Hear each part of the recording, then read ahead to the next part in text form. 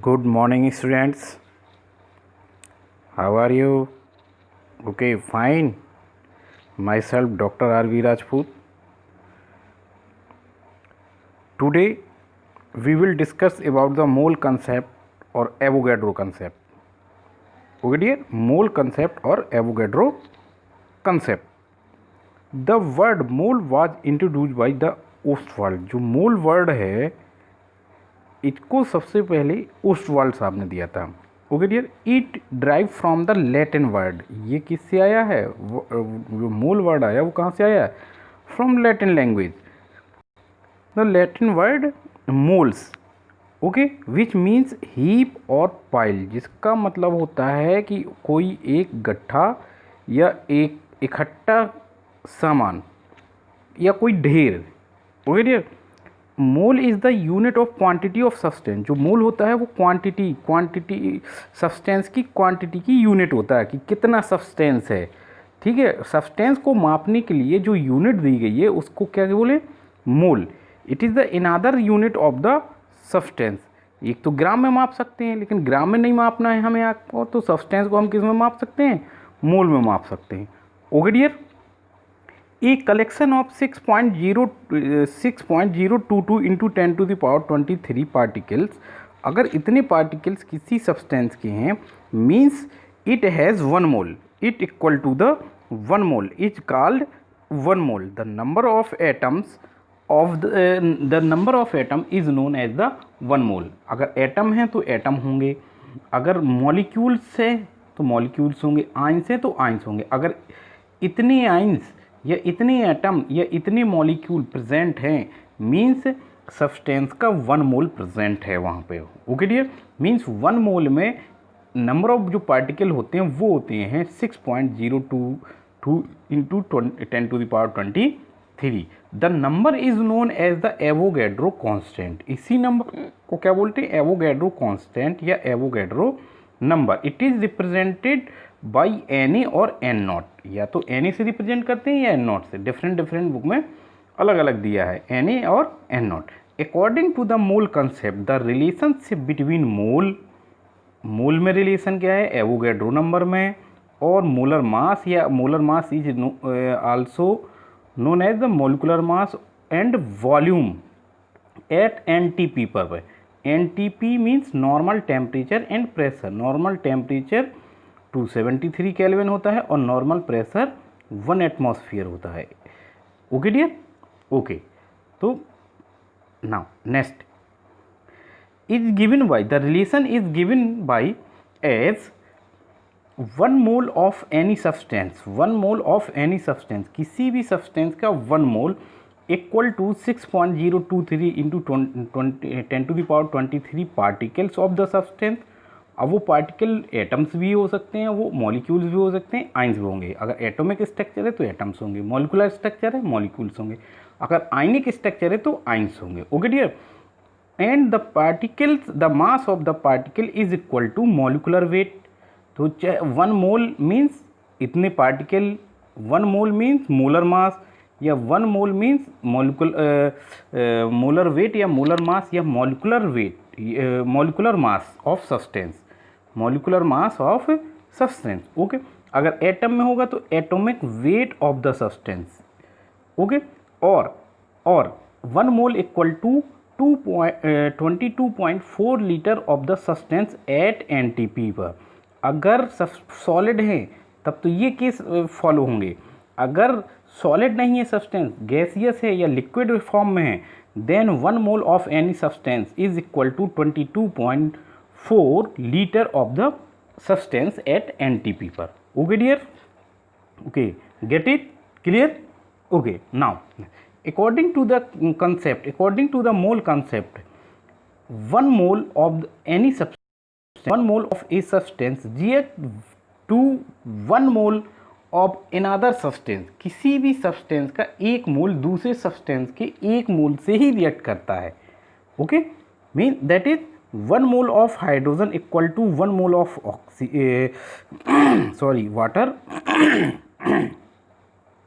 equal to 1 mole of CO2. Okay, means 1 mole of hydrogen 2 gram 2 gram hydrogen, 1 मोल का मतलब है 2 gram hydrogen. कैसे? मोल का मतलब होता है मोलर मास। मोलर मास कैसे काउंट करते हैं आपको?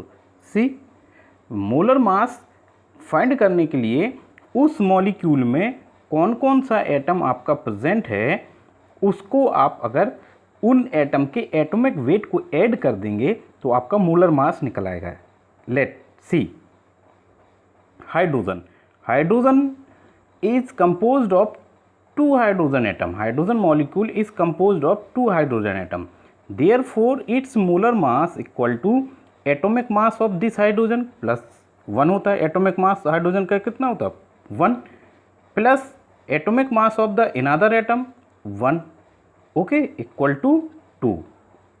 If the molar mass is expressed in gram, therefore it is known as the gram molar mass. Gram molar mass. Or if it is represent in the AMU, atomic mass unit, therefore the molar mass is known as AMU. तो और it is also written as 2U. Okay dear, समझ में आया? Okay, तो 2 gram of hydrogen equal to, अब water का molar mass कैसे आ गया? वाटर का मोलर मास निकालने के लिए देखिए, let's see, water H2O, water content 2 hydrogen and 1 oxygen. तो मोल एटॉमिक मास ऑफ हाइड्रोजन कितना? 1। अभी ये बताए हाइड्रोजन के नंबर ऑफ एटम कितने हैं? 2। Therefore 1 multiplied by 2, atomic mass into multiplied by its number plus atomic mass of another atom which present in the molecule. Okay, तो यहाँ पे क्या प्रेजेंट है? ऑक्सीजन। ऑक्सीजन का atomic number 16, therefore the molar mass of the H2O is 18. Okay dear, similarly the molar mass of CO2, let's see, molar mass of CO2, CO2 contains 1 carbon atom and 2 oxygen atom. Atomic mass of the carbon is 12 plus oxygen का atomic mass 16. Number of atom कितने हैं? 2. अब यहाँ पे into 2 होना चाहिए, 12 into 1, but एक ही है तो 1 मल्टीप्लाई करो या ना करो, अंडरस्टूड रहता। ओके, तो ये कितना आ जाएगा? 12 plus 32 equal to 44. Okay dear, समझ आए? ओके, तो लेट्स सी,